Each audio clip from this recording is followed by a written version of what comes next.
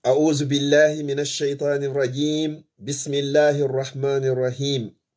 الحمد لله على نعمة الإسلام وكفى بها من نعمة، ثم الصلاة والسلام على المبعوث رحمة للعالمين محمد بن عبد الله وعلى آله وأصحابه ومن تبعهم بإحسان إلى يوم الدين. أما بعد، السلام عليكم ورحمة الله وبركاته.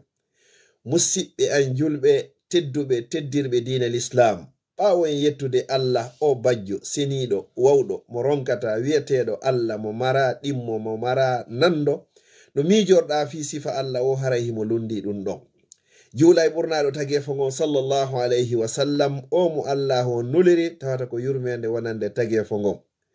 ɓawo ɗum ɗon fof du'anomo kanko e ɓeygure makko nden fof e dendagal e sahabaɓe makko e kala wonɗo e lawol ɓeɗo ila yawmil qiyama. ɓawo ɗum ɗon musidɗo moɗon on ka diina e ka anɗan Abdallah Diallo Bruxelles salmini on salminago l'islam, salminago yimɓe aljanna ka aljanna. mi toriki Allah yo Allah waɗan on fop moɗon jeyaɓe yimɓe aljanna. ɓawo ɗum ɗon du'ano mawɓe meɗen ɓe fop maɓɓe wuruɓe e fatiɓe yo Allah tawɓe fop maɓɓe hiɓe e newende. luttuɓe gurdam ɓen yo Allah ɓoynido en e maɓɓe. mi toriki Allah kadi yo Allah okkoren enen kadi ko du'ano en nyande surroɓe arti. ɓawo ɗum ɗon hiɗen hande e nder jemma juma, jemma ɓurɗo teddude e jemmaji ɗin fuu. miɗo toro Allah sabu teddugol o jemma juma, yo Allah ittan kala julɗo marɗo ande makko. mi toriki Allah sabu teddugol o jemma juma, yo Allah yaafo kala mawɓe men fatiɓe. mi toriki Allah sabu teddugol o jemma juma, toriki Allah yo Allah okku en battane moƴƴo. mi toriki Allah sabu teddugol o jemma juma, yo Allah okkor e lamɓe fewɓe nunɗuɓe huloɓe Allah, yiɗuɓe leydi yiɗi ɓiɓɓe leydi ni, feppinayɓe ɓiɓɓe leydi ni. mi toriki Allah subhanahu wa ta'ala sabu teddugol o jemma juma, yo Allah waɗu en lamateri fewndi nunɗudi hulodi Allah, yiɗidirandi kadi teddinayɓe ardiɗen. mi toriki Allah subhanahu wa ta'ala sabu teddugol o jemma juma, yo Allahu on fewnu kala ɓiɗɗo julɗo ɓoyliɗo. mi toriki Allah subhanahu wa ta'ala sabu teddugol o jemma juma, yo Allah dikkin kala julɗo nawnuɗo. mi toriki Allah subhanahu wa ta'ala sabu teddugol o jemma juma, yo Allah ɓeydan kala jogiɗo. mi toriki Allah subhanahu wa ta'ala sabu teddugol o jemma juma, yo Allah okkor kala mo jogaki. mi toriki Allah subhanahu wa ta'ala sabu teddugol o jemma juma, kala mo mara kaydi yo Allah on okkormo. mi toriki Allah subhanahu wa ta'ala sabu teddugol o jemma juma, marɓe kaydiji ɓen kadi yo Allah on nafirɓe. mi toriki Allah subhanahu wa ta'ala sabu teddugol o jemma juma ɗo, kala marɗo jam e ɓuttu ka galle mum e ka golle muɗum, yo Allah on duminanmo. mi toriki Allah subhanahu wa ta'ala kala marɗo ande e sokola ka galle ma ka golleji, toriki Allah kanko woni ittowo, yo Allah on ittanmo. Allah men tororima inde maɗen fo e sifaji maɗen fo, accumen e hoore o aduna fodde ɗum hino moƴƴani men. Allah mi torike ma ƴettitu wonkiji amen ɗi luɓoɗa men ɗi, nyande tawata ko yahugol ka maka lakara woni ko moƴƴani men.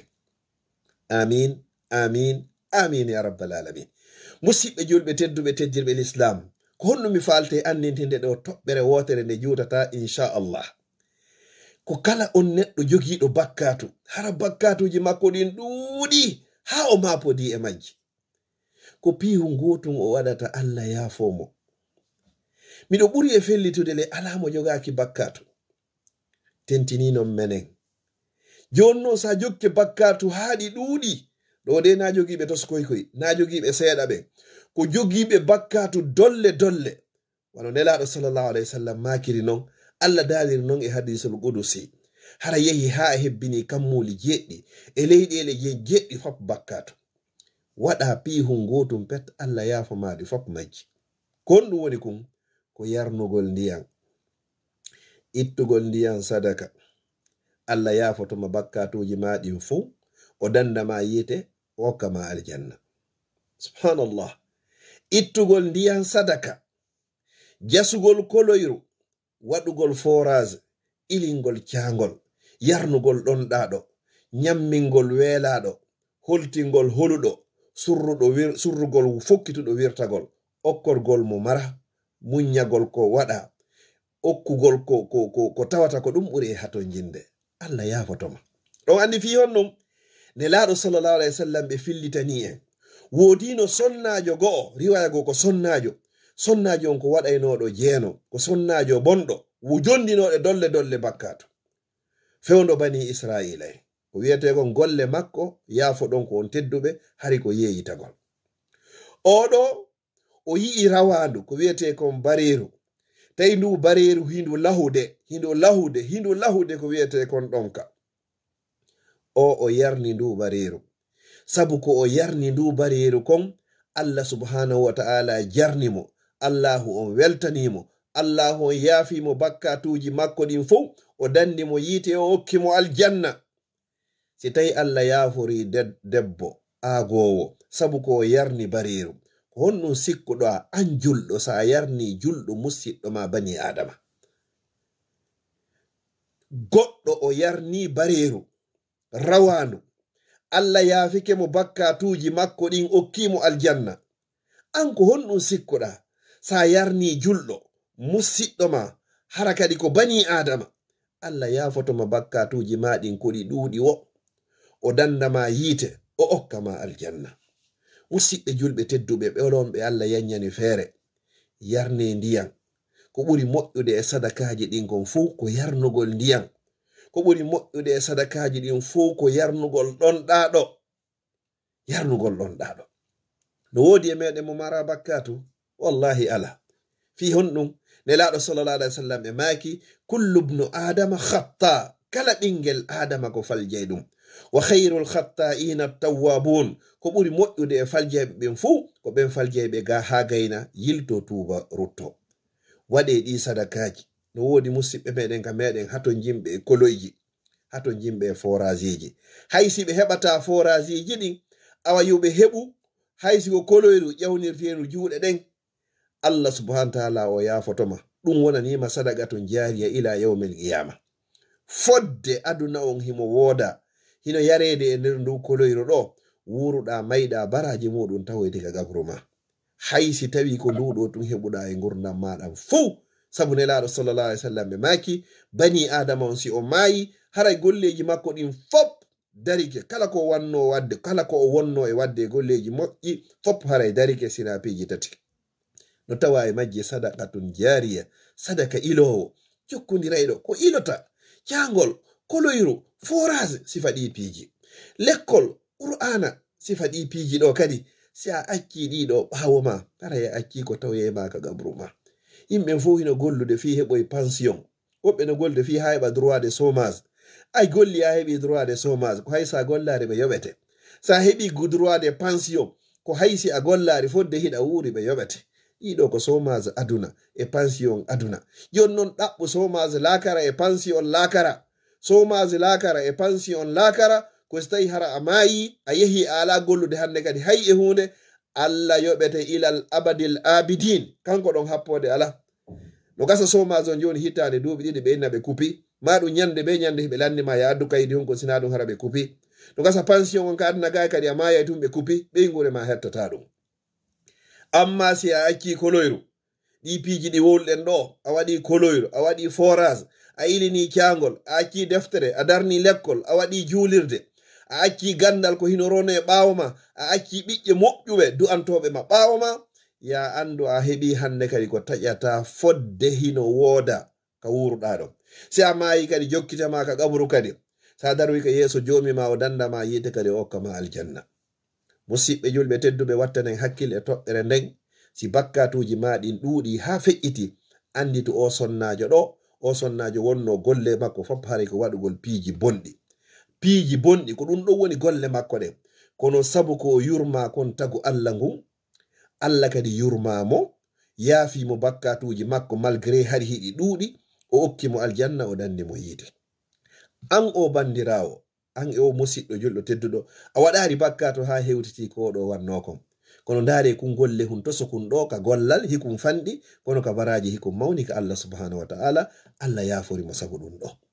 Waɗen ngal gollal ɗo yarnen ndiyam ɗimmun kon nelaɗo sallallahu alayhi wa sallam ɓe maaki goɗɗo goo arno himo feƴƴa e laawol, tawi leggal hino yali sandu wondundu e bulle hino yani ka laawol, o ndaari o tawi so acci nduɗo ɗon goɗɗo aray feggo ɗon, ma goɗɗo aray ɗon hande kadi yuwo ɗon, o ari o ferti sallu ndun o itti ndu ka laawol, Allah on jarnimo, Allah on yaafimo sabu ngal gollal ɗo, sabu kun gollal ɗo hay a wattanta hakkille muɗum kono ko sabu ɗum ɗo Allah e weltanimo fa shakara Allahu lah Allah inni a jarama mi weltanikema ko hombo non jarnimo ko Allah taguɗo kammuɗe leyɗele ko hombo woni ko jarnimo ko on marɗo yiite mari aljanna ko hombo jarnimo kadi ko on naado aljanna ma naada yiite Allah inni mi weltanikema kono ha ɗarɗon fa ghafara lahu mi yaafikema ko waɗɗa kon kadi ko hombo meɗe woni falaka yaafede hay e goto en foppo yiɗen faala yaafede yo Allah on yaafo en nelaɗo sallallahu alayhi wa sallam ɓe maaki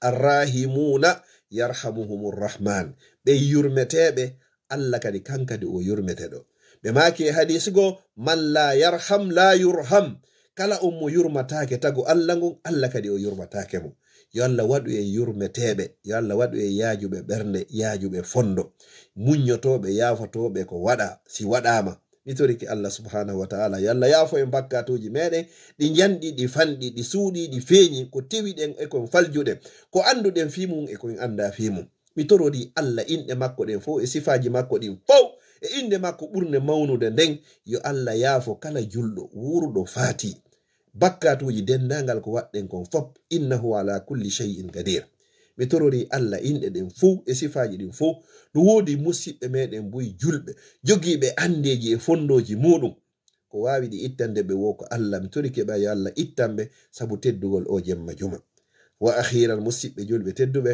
wata en weddito juma on inchallahu ko jango wurnitiren o jemma ɗo go'o jangugol suratul kahfi wurnitiren o jemma juma ɗo ɗiɗi hebbingol e juulugol e nelaɗo sallallahu alayhi wa sallam wurnitiren o jemma ɗo heewugol tuubugol rutto ko Allah subhanahu wa ta'ala wurnitiren o jemma ɗo wurnitiren mo jangugol deftere makko nden e hebbingol naafugol si woni ha Allah tawni en juma on ko honɗum hanɗen wurnitirdemo ko jangugol suratul kahfi kadi ɗimmum ɗum kadi ko lootagol ha moƴƴa fiɓa anni en yaade juuleyagol juma tammum ɗum ko urnitagol waɗa parfum ɓurɗo e forude wonande meɗen enen worɓe ɓen nayi on ɓornagol coñci labaɗi yeɗɗuɗi fotuɗi siɗa yaade ka Allah subhanahu wa ta'ala ɗa juuloyde ko Allah daali khuzu ya bani adama kono yo ɓiɓɓe adama khuzu zinatakum inda kulli masjidin pare sanga kala yahoton juuloygo wurnitiren o ñalorma juma jango inchallahu si jon jango jaɓi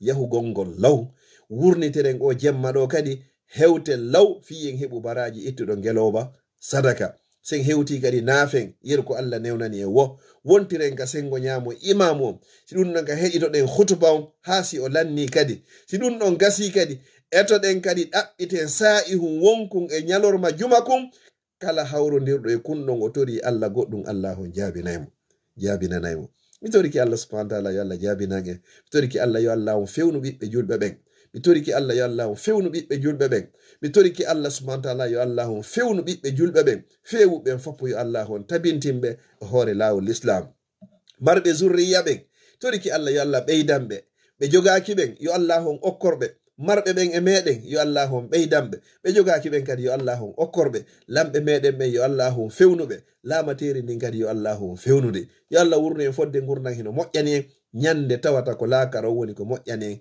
mi toriki Allah subhanahu wa ta'ala yo Allah ƴettitu en nden ñande yo Allah waɗu golleji meɗen ɗin fop hara ko fi makko wonɗen waɗirde yo Allah dandu en waɗirgol yiingo yo Allah dandu en waɗirgol fi en nanane yo Allah dandu en waɗirgol fi en yi'ane ko faala ye yi'an en wo nanana en wo yoɓay wo ko Allah subhanahu wa ta'ala yo Allah okku en kulol makko kene e gundo ya rabbal alamin yo Allah yaafo mawɓe meɗen mawɓe Fuuta Jallo yo Allah yaafo mawɓe meɗen ma yaafo kala mawɗo julɗo faatiɗo wassalamu aleykum wa rahmatullahi wa barakatuhu.